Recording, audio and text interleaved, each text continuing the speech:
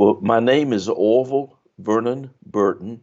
I'm the Judge Matthew Perry Distinguished Professor of History at Clemson University. Hello and welcome to Obehi Podcast. I'm your host, Obehi Ewafo, and I strongly believe that everyone has a story to share. Now let's get started into this episode.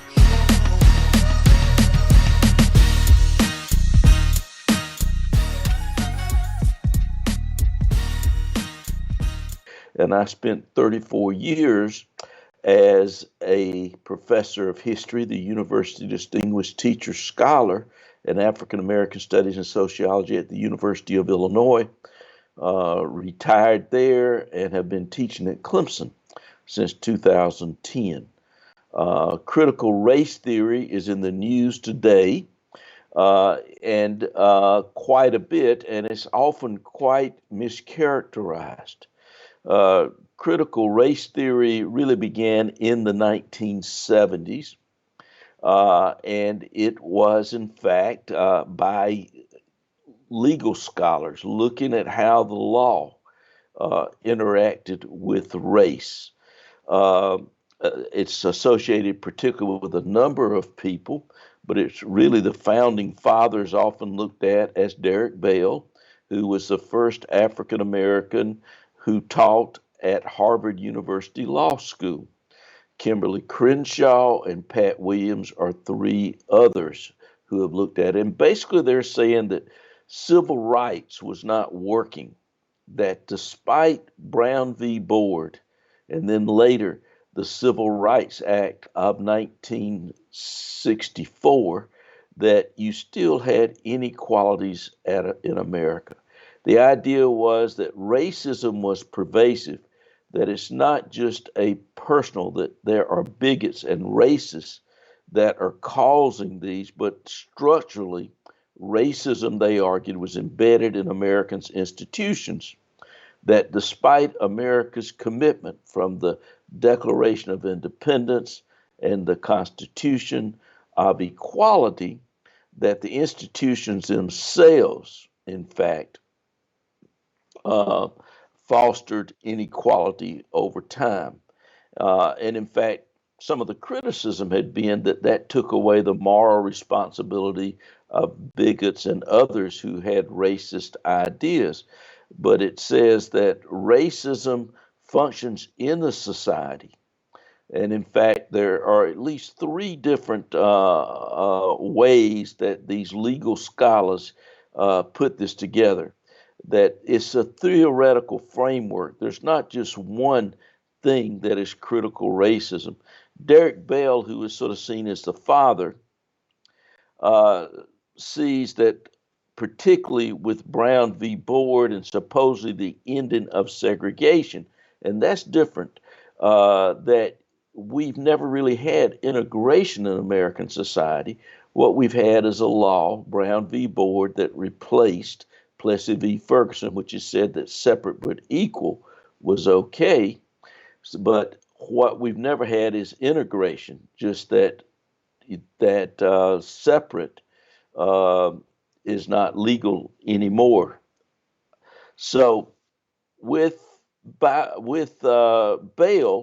what he sees as that there'd been very little progress, and that what is really happening is that particularly institutions, and for him in particular, those who were in power, which is generally whites, are benefiting. And the only time that progress is made for Black people was when it fit in with the power institutions. It was in their benefit. And then you had, on top of that, Kimberly Crenshaw, who argued about intersectionality, that people can have multiple identities. Therefore, if you are a woman, racism, in effect, or institutions' power affect white women different than Black women. So what you have is more of an approach to examine society, not one thing, this critical race theory. It doesn't mean at all, as people are interpreted on certain political spectrum, that white people are intrinsically racist.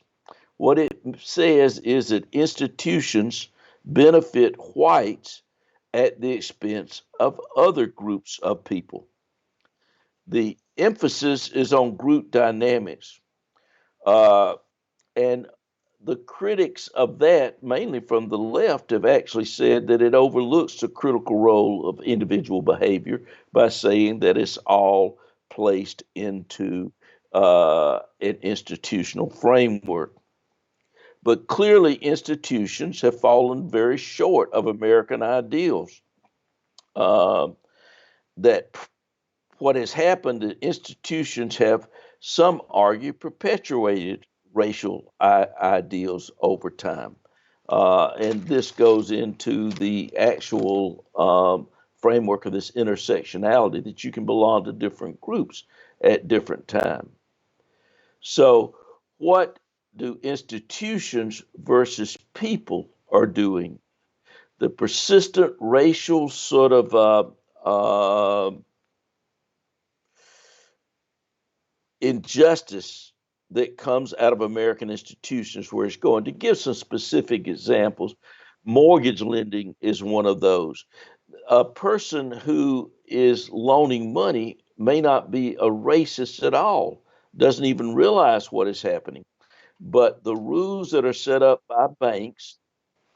So the individual who is, in fact, um, loaning money may not be racist at all, but the bank's rules, the accumulation over the years of property or or wealth by whites has made it harder, or where African Americans might live makes it harder compared to where whites to get the same sort of mortgage thing. So that's just one example, and we can do a lot more over time because I've talked about a lot of these in the book I co-authored with Durfner, the great civil rights lawyer, Justice Deferred Race in the Supreme Court, how we had a huge affirmative action program, federally and state supported, for whites that did not include black people, that helped accumulate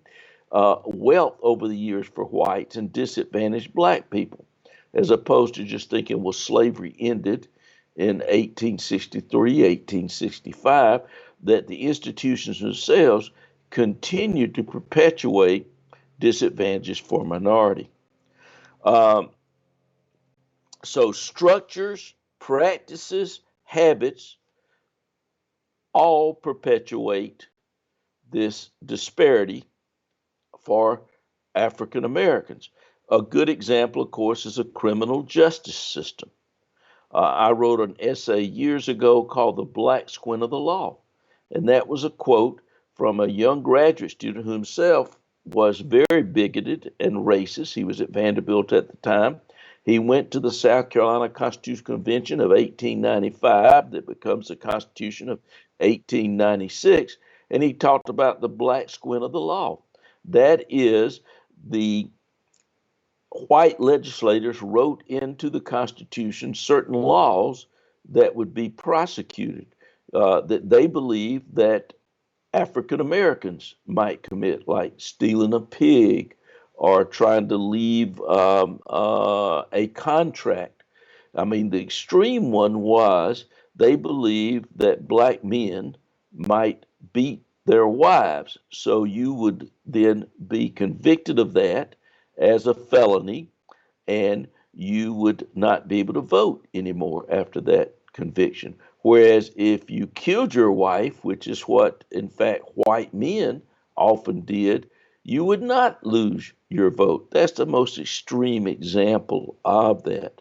But basically, what you have is incarceration rates today. You know, you have harsher policies. One that's most famous, of course, is the drug wars, where you could be doing cocaine, which is something that whites do, plus crack cocaine, which blacks do, and you have harsher penalties, marijuana, things like that. Decent job opportunities. homelessness, poverty, all those kind of things. Instead of dealing with those, you deal with the criminal justice system with different things. And when we have a crime wave, one of the things that happens, of course, is that we have more police enforcement, put more police there, not to deal with things like job training programs. So you have these inequalities of wealth that have been perpetuated over time. You can go back and easily talk about enslavement and people coming out of having been enslaved and not given anything, and literally at the mercy of white landowners, but sharecropping in the South. But if you look in the North, you have predatory lending rates, as we talked about over time. And one of the things that we talked about in particular in Justice Deferred Race and the Supreme Court was the issues of, literally, we have had 12 generations since we first had laws. First, it should be said, of course, that there is no such thing as race. Whether you take it as someone like myself, faith-based, that God created all people in her or his image, or if you look at what geneticists say, scientists say, about, there's no such thing as race, but the laws. The laws in America define race as a category, and then those laws over the years have been used to have differences between particularly black and white people in the United States. Thank, Uh, yeah. Yeah. Thank you so much for that. I get the point that you say there, especially in the concluded part of it, that race actually does it exist as it were, no? At least not in the sense that a lot of people look at it like we actually naturally categorized into different groups. There is this pure race and the inferior race and all the whole gibberish that people say, you know. Um, if that is the situation, does it worry people that administer the society, or is it just in their favor? Because now we understand that it's actually a social construct, like we often say. Is it to their advantage that they have this confusion in the society, or is it because they have not been able to solve the problem of that we are referring to here, this discrimination, this deliberate abuse of the right of other people, and of course, we then look for ways to justify it, is racism or things like that. What do you have to say about that? Well, I think it's changed over time, but I think that is a key question that you have identified, and it's complex. And I think maybe one way to look at it is how critical race theory was developed by the great black scholar, legal uh, law professor at Harvard, Derek Bell. It was 1972. And Bell realized that despite Brown v. Board 1954 that overruled Plessy v. Ferguson 1896, it said separate but equal was not there. Integration had not worked. You hadn't had it. And historically, many of the black institutions themselves had been weakened. You had the brain drain from colleges at all black schools, of course, which had top professors, including himself, were hired away by a place like Harvard or Princeton or Yale and others. So when they came integrated, if you look at what had happened in society when in the South, which really doesn't start desegregating the schools until the 1970s, many years after, your high school coaches, for example, the white coach would be the coach, and the African American coach would be the assistant coach. You'd have the superintendent would be white when they integrated the schools, and then the black who had been superintendent would be the assistant superintendent. So perpetuating those things. So Bell was a controversial theorist. He, as I said, the first tenured African American professor at Harvard. He's often viewed as a primary founder of critical race theory. Um, and his views on integration, the possibility of racial progress, and racial reconciliation were caustically negative. So, as late as 1992, Bell wrote, and I want to quote what he's saying here so I get it right. Black people will never gain full equality in this country. Even those Herculean efforts we hail as successful will produce no more than temporary peaks of progress, short lived victories that slide into irrelevance as racial patterns adapt in ways that maintain white dominance. Now, he's perhaps best remembered for arguing, in fact, that the U.S. Supreme Court case in 1951 should have modified Plessy v. Ferguson's precedent rather than overturn it because he felt Brown merely weakened black institutions without providing for black educational quality. This is actually a question of injustice rather than race, no? I remember that I did ask the question before sometime when we made it first time. If a system is outrightly unjust to a certain section of the society, I find it purely disheartening, no? Because I look at it as an injustice rather than a race argument. So I just wanted to chip in that, yeah. I think you're absolutely right. And I was surprised when we wrote this book, Justice Deferred Race in the Supreme Court, to see how we had set up a system in which African Americans were not only excluded, of course, they didn't have the vote because the Supreme Court had ruled that as long as you could use race neutral language, that African Americans could be disfranchised by picking out, as we talked about in the criminal justice system, things like an understanding clause or literacy clause and things like this to keep people from voting, the poll tax, all those sorts of things. But it's even the more recent times, if you think about it, Social Security, which came about with the New Deal with Franklin Roosevelt. The Southern white congressmen were so powerful that they had excluded from the rules of Social Security, that was a fallback for people, farm workers and domestics, which were the jobs that African Americans were most employed in. So while whites were getting Social Security, while farmers were getting support, it did not go to their workers, all those things they were excluded from during the Depression. But then World War II was an extraordinary game changer when you think about the rights that were given to veterans, and these are black veterans who had fought as well, so that veterans could now get a mortgage to buy a home. So whites were able to buy homes which appreciated in value, that then allowed them to use that as collateral for their children to go to college, etc. They could also go to college and be paid for by the veterans after World War II. So why didn't that benefit black soldiers and veterans as well? Well, because you had redlining practices. You had covenants which said that black people cannot buy in areas which are those which appreciated, but only in other areas. So that was just another step of affirmative action for whites that keeps blacks disadvantaged.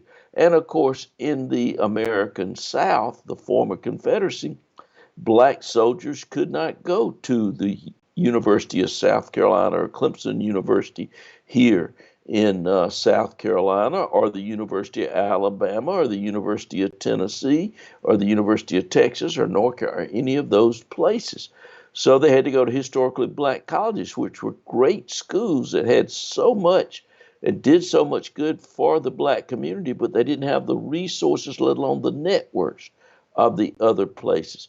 So you have this continual perpetuation of ways in which whites gathered and accumulated wealth that excluded African Americans in the United States. So in this sense, if we were to look at it now with just a bit of reasoning, we don't need to think so much to understand this. It means that the problem of discrimination in the United States, I mean, the problem of injustice that is perpetrated against a certain section of the society, and in this case, we are looking at the African American, is a crime that is being committed by the state, the institution that are not that they are just encouraging it, but they are designing it and they are executing it. Can you say anything to that effort? No, I think that's exactly right, but I think it's larger than that. And let me put it this way. Uh, Henry Adams, in one of the more celebrated books in America called The Education of Henry Adams, of the Adams family, of the presidents, the second president, and his son, another president, said that the American mind stood alone in history for the ignorance of the past. And I think that is a real problem, that people do not know this history. And that's part of what critical race theory approach to society is trying to help people to understand. In fact, it was the founding of that family, the second president, John Adams, had the answer. And he says, facts are stubborn things, and whatever our wishes, our inclination, or the dictates of our passion, they cannot alter the state of facts and evidence. So now, critical race theory, as it's being called, as people sort of started attacking it, says that you cannot even teach about race in American society, not just critical race theory, but race that might make people feel uncomfortable, one group of people or the others. It's a real crisis, not only in education, but democracy in America today. Critical race theory, as opposed to, is expanded to other disciplines, but as I said, approach to society, but it is being, has led to people saying they feel uncomfortable, and you cannot make children in school feel uncomfortable, so you cannot teach about race in schools. In several states have passed laws like Tennessee and South Carolina and others. So we have a real crisis, because the truth is the one thing that can set you free and make a difference. And if you cannot teach the truth, what are you going to do? And I think that's our only answer. We have to stand up to this. Okay. If we cannot teach race, which of course we have said, I think I'm saying it more than once now, that is only a social construct, can we at least talk about the injustice of the system? Because now the system, we can see, is set up to punish certain people. Okay, when you were explaining before, you did make mention of the fact that those who were designing the critical race theory did give as one of their excuses that the system seemed to be favoring white people at the expense of other members of the society. What do you say to that? I think historically, having just written this book, Justice Deferred Race in the Supreme Court, is well documented. And I think that's our answer. We have to show the documents. Let people look at the evidence. And that doesn't tell people how to think, but look at the evidence. In fact, one of the critics from the other side of critical race theory is that it lets people off too easy who do have racist attitudes, as opposed to saying it's just a structural problem in American society, in American history over time. And it's all gotten confused with a lot of things, such as the 1619 Project, which centered slavery, for instance, in American history, Nicole Hannah Jones. And even though that's not critical race theory, it's the making people feel uncomfortable about their history. And then, as opposed to dealing with it, we want to sweep it under the rug. And we all know that if you don't deal with these issues, you're going to trip over them later. We never had a truth and reconciliation sort of movement as other countries have, such as South Africa after apartheid. And we've never really dealt with that in the United States. And so I think there is a true confusion as to what has happened. And critical race theory, as far as I know, is never taught in K through 12 schools. It might be in certain disciplines. Uh, in college and in graduate school, but seldom even there. What you're trying to do is just lay out the history and the documents. And you would think that people would want to know that, in fact, one group of people were excluded from New Deal programs. Uh, and that matters, that one group of people were excluded from being able to use their veterans' benefits as another group of people. So I think that is critical for us to lay out this history through the documentation that people can understand why we are where we are. You can't predict the future from history, but you have to understand that you got where you are from our history, and that should help guide you to move forward if you really believe in those principles of the Declaration of Independence and our Constitution, that all people are equal under the law. But that all people are equal under the law, it looked to me like a joke, at least in the United States. Do people really believe that all people are equal? I mean, the people that, let's talk about the state. The state have all the apparatus of control. They have the police, they have the army, they have the constitution. They are the one that are interpreting it. Do the politicians who are interpreting this law, okay, let me not just say they're interpreting the law. Does the politician who have all this instrument under the control actually believe that everybody in the United States is created equal, or are they just lying to the people?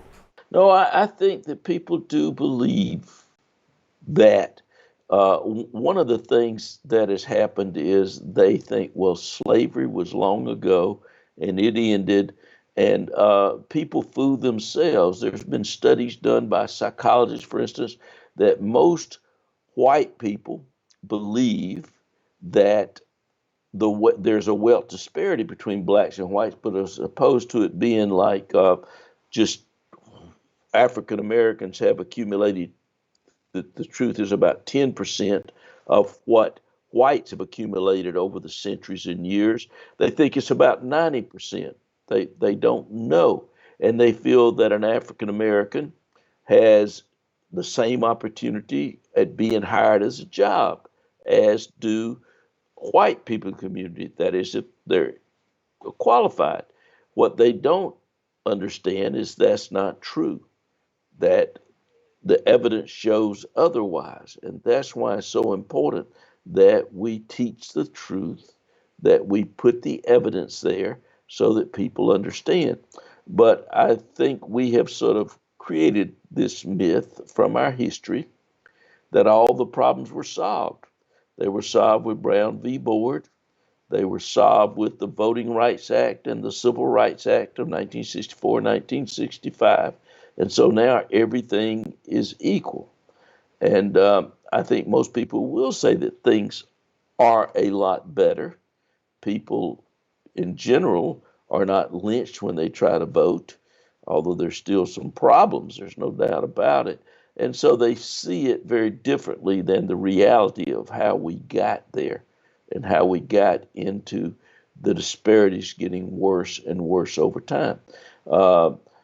Whereas African Americans may now, their wage be closer to whites or better, their accumulated wealth is not. And that is the more important statistic to understand for where people are in society wealth-wise. All right. Now, looking at the critical theory, as it were, which specific problem was it designed to resolve? And how was it supposed to resolve this problem, looking at the reality today in the United States? Yeah. Well, it probably never ever was designed to solve a problem. Critical race theory was a way to understand societies. Others have applied it to say, I mean, you have, as I said, so many different approaches to it. Others have applied it to say, well, you need to make corrections in society, but itself is just a social theory. If I could take a little time, I can talk a little bit about Derek Bell, who was the founder of it and is often misunderstood. See, I think we need to take seriously this critique. We may not agree with it, but we need to take it seriously to understand. And it doesn't have to be critical race theory, just looking at historical evidence. And I think there are sometimes you would say that the problem have been people who actually have malice in their heart and are racist toward black people, not just the structure of society is called problem. And I like to remind people that Derek Bell actually loved Howard Thurman, who was the great mystic black theologian, one of the greats of the 20th century. And Bell was deeply influenced by his teachings. In fact, in 1978, after watching a recent full length interview with Howard Thurman that was broadcast on public broadcasting, PBS, uh, Derek Bell wrote him telling that he wanted to be among the multitudes, I'm quoting here, who delude your office with favorable comments. Our whole family enjoyed it immensely. He thought that one interview was not enough, and Bell wrote PBS suggesting they sponsor a whole series of shows that would give a long term forum to present Howard Thurman's philosophy. In 1982, Bell was invited to the wedding of one of his former students. He couldn't attend, but he sent a present, a copy of Howard Thurman's autobiography with head and heart. And I'll quote here what he wrote to his African American student. As wedding gifts go, we hope you will consider this a combination toaster oven, silver platter, crystal goblet for your soul. Howard Thurman was a great man whose greatness grew out of life experiences that, with his abiding faith in God, he translated into sermons and writing that offered insight and provided uplift to all who came into contact with him. Bell then suggested the essence of critical race theory and the spirituals were quite similar. Both could, and I quote, communicate understanding and reassurance to needy souls trapped in a hostile world. Bell often quoted Thurman on the spirituals and black religion. For Bell, as for Thurman, the spirituals were the first and most enduring example of how persons of African descent in American captivity during and after slavery ended legally were able, and I quote, to make something out of nothing, carving out a humanity for themselves with absolutely nothing to help save imagination, will, and an unbelievable strength and courage. Bell, Derek Bell, the founder of critical race theory, appreciated Howard Thurman's emphasis on black spiritual survival, a self generated connection to God that cannot be taken from them, did not depend on legal or citizenship status. Now, I was told that when Derek Bell was dying, he asked that Howard Thurman, the Negro spiritual speaks of life and death, be read to him. In its final passage, it states that enslaved people discovered that God, and I quote, was not nor could he be exhausted by any single experience or any series of experiences. To know him was to live a life worthy of the loftiest meaning of life. Men in all ages and climes, slave or free, trained or untutored, who have sensed the same values are their fellow pilgrims who journey together with them.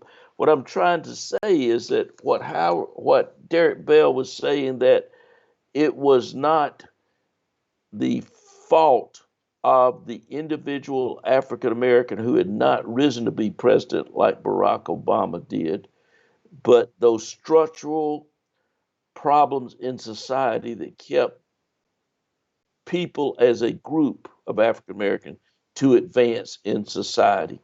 So I think it's been quite misunderstood. Now it's used in different ways in different disciplines now.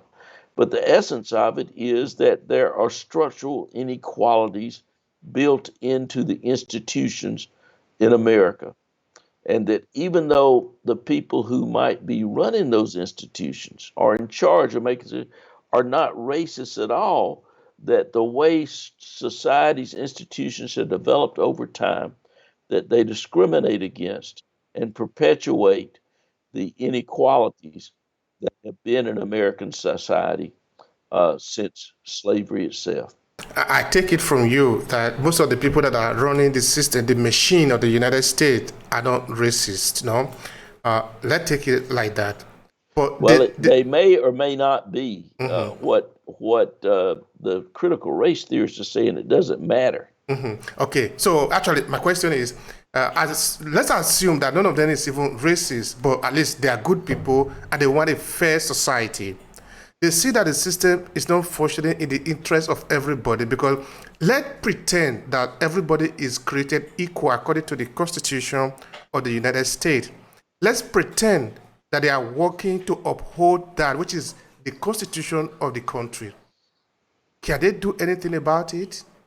Can they Well, influence their own behavior so that it become illegal to be discriminatory in this country, so that it become illegal for somebody to take advantage of other people because they belong to a certain group of the society? That is what I'm trying to understand. yeah, and the law should do that now. But as we have seen, it really matters in terms of political parties. One of the problems is that critical race theory, race itself, is now being used by a political party or a large group of people in that political party as what we would call a racial dog whistle, which was explained by people who developed it long ago. The idea that after the Voting Rights Act of 1965, you could no longer use racist epithets, calling people the N word, things like that, saying that they were ignorant or not ready to be citizenship. So you use other words that would trigger the idea, the same racist ideas, but not using those words. So you saw it in particular with the development of the Southern strategy under Richard Nixon, uh, when he particularly laid out the law and order campaign. But you saw it used explicitly with, in fact, Ronald Reagan, who would not use the N word, but would say things like welfare queens or strapping young buck to sort of conjure up this idea of dangerous African American. And it was used by both political parties sometimes. And it's come down today that just like busing, law and order, or these other terms, that critical race theory is being used as a way to trigger in people's mind race and racial divisions that help many people to mobilize white voters for one political party to think we are the party of white people and we are opposing the those who want to do positive things for African Americans. But it really does matter. The United States is not a parliamentarian form of government, and it matters very much who's elected president because that president gets to appoint all the federal judges for life and the Supreme Court who rules on these laws. The laws are very clear that you cannot discriminate. The 13th Amendment, one of the things we discovered in the research in our book on the 13th Amendment is that it was interpreted to end, in fact, the badges of slavery, which are the kind of things we're talking about that critical race theory lays out. The inequalities in society, that when you go into a restaurant, the person taking your order will be a white person, or at the cash register, the person in the kitchen flipping the burgers could be black or perhaps Latinx or others. Those are badges of slavery that the 13th Amendment was supposed to end. So I think that it's how those laws are applied and who applies them that really matters. So the only weapon I think that people really still have is the vote and the importance of the vote. That vote makes a difference, and it makes a difference in people's lives. I have a curiosity. Now, we're talking about critical race theory. Before, you did also say that the race as a concept as the people want us to believe really doesn't exist in that context. No, it doesn't exist. No, it's only a social construct. And now we are talking of critical race theory. Is that not almost contradicting as it were? Because now we want to preach this idea to people. Let me clarify that part.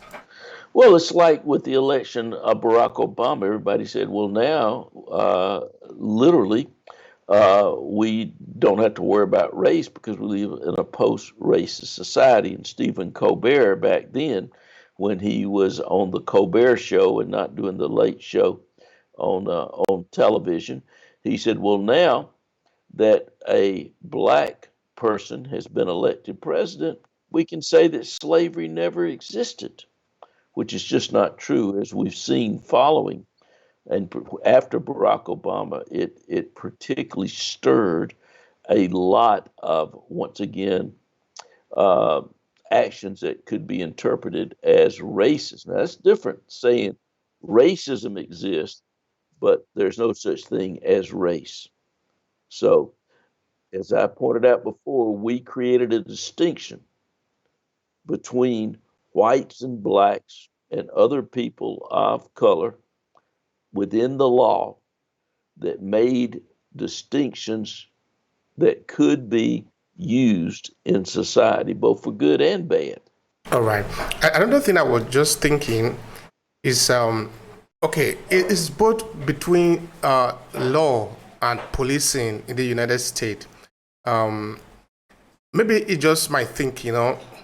Is it possible that in neighborhoods that are predominantly African American, there are a lot of white police that are policing that neighborhood, and maybe neighborhoods that are predominantly white, the people that are policing it are still white?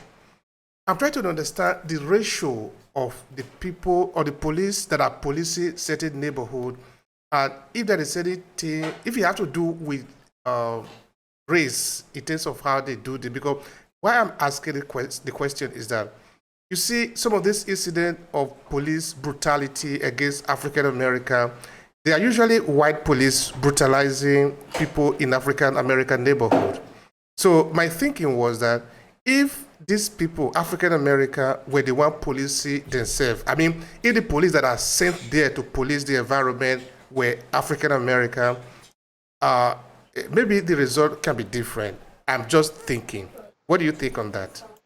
I think you're absolutely right. In several places, we tried to do that, of course, increase hiring of African Americans and to try to have African Americans part of the police force in African American neighborhoods. It makes a huge difference, I think. Studies have shown that. And not only that, but to be part of the community, to understand the community, not be just an outsider, so that people will trust them. I mean, for so long, the white police officers have been something to be feared for good reason, as we saw with George Floyd, or we've seen in Atlanta and Georgia recently. So to have someone who can be part of that community, can talk with people there.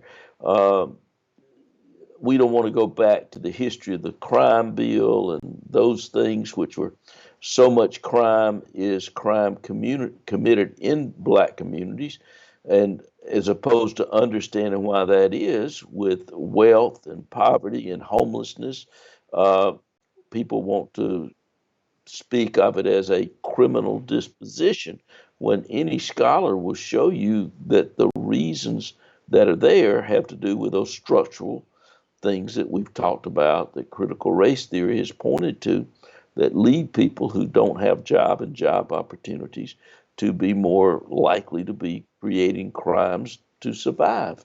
So this is often misunderstood, and clearly criminalizing at harsher penalties petty crimes versus these kind of major crimes where people can swindle people of millions of dollars, as some charlatan or corporate swindle campaign and able to get off with hardly just a slap on the wrist, or go into a pampered special little prison where they have access to so much. This sort of disparities in this is a good example of what critical race theory would teach us about the institutions themselves that have perpetuated the inequalities. Talking of the inequality, while we're still talking about the policing, race as a tool and the discrimination of the system, I think the prison system is something somebody should be thinking about also, because studies have shown that the American prison are disproportionately favoring African America to be as welcome to the prison, uh, meaning the percentage of the people in prison in the United States, African American are disproportionately more in number compared to the white people. Now, let's say these people are doing this because their neighborhood, they don't have resources to be able to do, they don't have the resources to be able to live. That is why they are into crime. And the United States have a lot of money to be able to invest in this area if they really want to solve the problem. Is the problem building more prisons so that we can put more people there, or actually developing this area so that the people can be working and contributing to the society? I'm trying to understand, why is prison a solution in this case? Well, I think this is a good place that the theory of critical race theory could help people understand. Of course, people make money off of prisons. Prisons are institutions that can make money, and the privatization of these has been a real problem. But I think, again, it comes down to politics. One political party wants to do things like job training programs in a community to help people. The other one would rather build prisons. So the only answer to that is to vote for the one that you think is going to solve the problem. For me and a lot of other people, that's the job opportunities, training, education, uh, building infrastructure within the community that allows people to have a better life and better opportunities. All right. One question for you. Have you ever met any person that is a racist? What did they really think about black people? Yeah. Well, when I was a young man, and I grew up in a little town called 96, South Carolina, just a college student. I was interested in race relations, and did some voter registration, things like that. I was so impressed by the young people who came to South Carolina and Georgia to register voters, part of the civil rights movement, that I had the naive idea that all people from the North were non-racist. So I was so excited when I was chosen to go to Columbia University, my school, Furman University, I guess nominated me. I didn't even know I had been. Didn't even know what Columbia University was. They had a Harvard, Yale, Columbia summer program, so I did all of those. And I was very excited because I was going to go north. And in fact, uh, found out how people were so wonderful and bring back so that we would not be racist and believe in these racist ideas in the South. They put us in Bernard and Barnhart College for that summer, and the guard there was a bachelor Irish guard, so there had been a policeman, and I had never met as racist a person in my life as that person. He really was a sort of neo, what I would almost think of as Nazi, but his whole idea that summer was to save me from my ideas of egalitarianism. And I realized it has nothing to do with North or race or South, that race and racism can be anywhere. And that's part of what critical race theory is pointing out, that actual uh, people who might consider themselves anti-racist can be part of institutions that perpetuate racism itself. If one were to ask, what is the actual benefit in terms of concrete benefit that they can have for being racist? I do not see any benefit if you believe in the basis of the Constitution, or all people, or at least the basis of the Declaration of Independence, which I believe the 13th and 14th and 15th Amendment put that Declaration of Independence, which was our mission statement, into our Constitution, our rule book. I see no benefit at all for racist beliefs, unless you think that if somebody else has any opportunity that takes away from me. I just think that's a philosophy that's wrong, that all ships can rise together in terms of our declaration. It is what made America so great.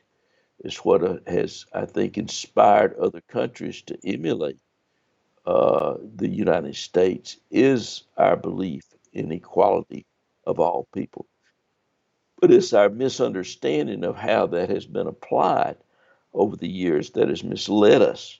And there, I think, is so important to investigate our history to see what we can do, in fact, to end these inequalities, or at least to make them better.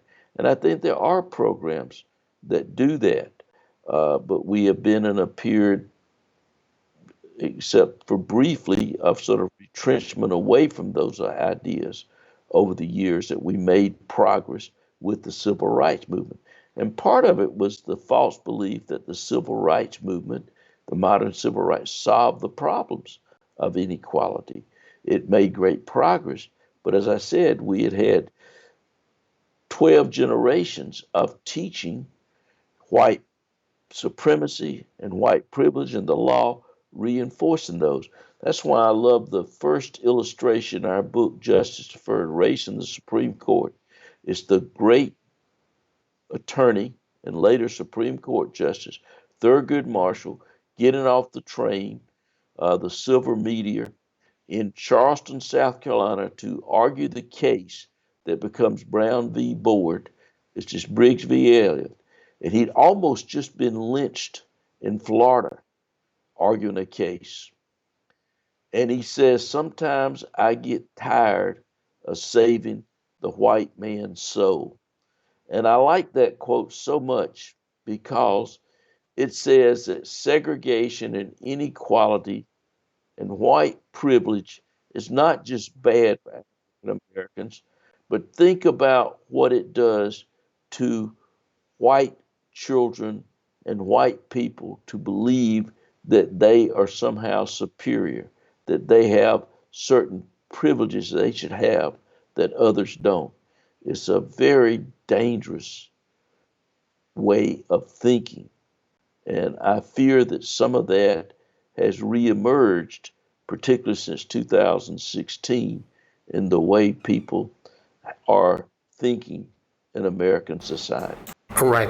Now, if someone were to ask you, what are the key points argument in favor of critical race theory, what would you say?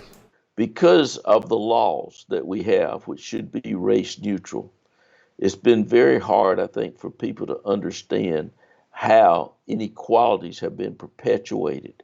That with the end of slavery so long ago, in 1865, say, or earlier, some other places, or the end of Jim Crow, which was really 64 and 65 of the civil rights movement, why groups of people, in this case primarily African Americans, have not succeeded as well in society as most whites have. And what critical race theory says is you have to look beyond racism of individuals to look at how institutions have perpetuated these inequalities. For instance, The American Medical Association, did not recognize or would not allow African Americans to train at certain hospitals. Things like that are part of the continuation, or black doctors to be part of the American Medical Association. So the continuation of discriminatory practices that we've laid out before, such redlining, covenants that keep African Americans from living or being able to purchase homes where they could accumulate in wealth that then would allow them, as so many white people did under the veteran plan, to buy homes in places where their property values went up, and allowed them then to send their children to school, have the equity in their homes to do so many other things, invest in businesses that have perpetuated these inequalities over society that are not just related to George Wallace saying, that he's not going to allow segregation to end or to allow black people to come to the University of Alabama. That it's not an individual problem, it's a structural problem of the institutions in American society. And I think we have to take those criticisms seriously, particularly when we realize that we have never really had an integrated society. People still live in segregated areas, and that is because of these institutional rules that were built into lending, mortgage lending, where people could buy homes and things. So I think it's important to understand that, but also to continue to understand that individuals make choices, and certain political leaders can perpetuate on their own without institution racist ideas and how these laws are going to be interpreted. Now, looking at the critical race theory, the way it is today, what do you think is the future of it, of this idea? Do you think it's going to? What do you see as the future?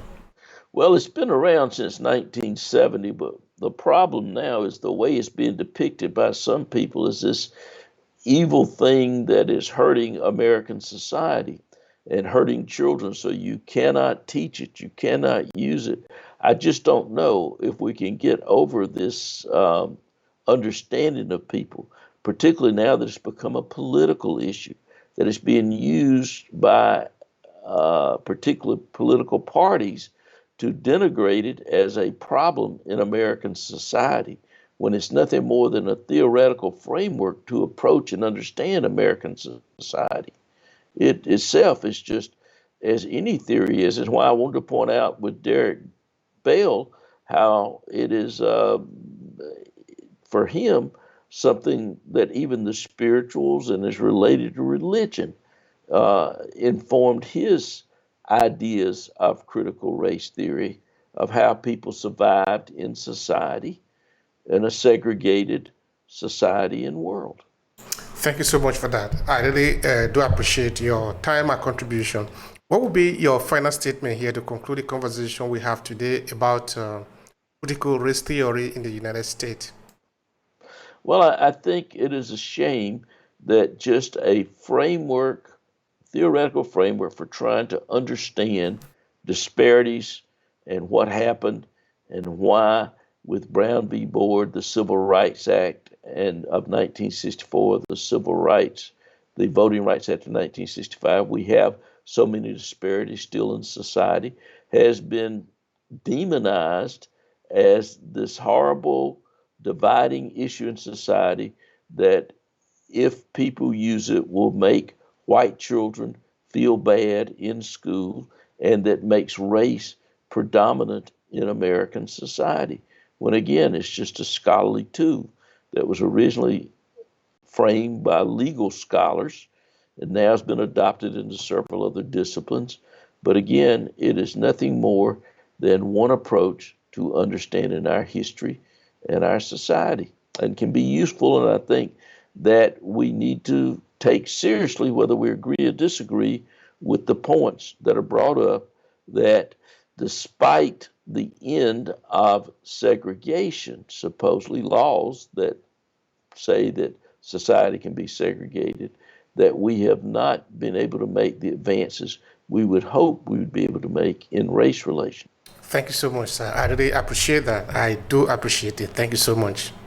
And thank you for being interested in helping. As I said, I really do believe, quoting the two Adams family members, that it is only through looking at the truth, looking at those documents, looking at the evidence and understanding them, that we can counter this false narrative that's being created about American history. Thank you so much, sir. Thank you. If you enjoy this podcast, make sure you subscribe so you never miss any of our future episodes. Rate and review Obehi Podcast and share with your friends who might need it. I remain Obehi Ewafo. Thank you so much for listening, and talk to you in the next episode.